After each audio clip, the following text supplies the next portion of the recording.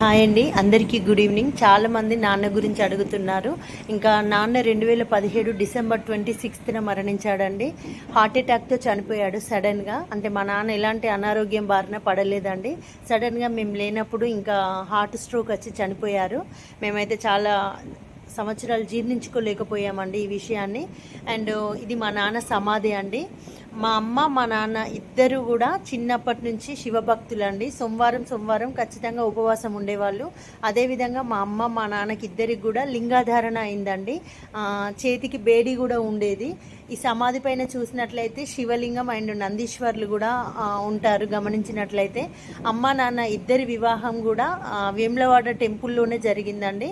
వాళ్ళు చిన్నప్పటి నుంచే శివభక్తులు. సోమవారం మా ఇంట్లో ఇంకా శివ పూజలు అనేవి ఖచ్చితంగా జరిగేవండి. ఇంకా హార్ట్ అటాక్ వచ్చి అట్లా చనిపోవడం జరిగింది. మీకు అందరికీ నేను ఈ వీడియో ఎందుకు షేర్ చేస్తున్నానంటే, కొంతమంది నాన్నని చూపించండి అక్క అని అంటున్నారు. ప్రతి ఒక్క కామెంట్కి రిప్లై చేయలేను కాబట్టి వీడియో ద్వారా తెలియజేస్తున్నానండి. Thank you so much.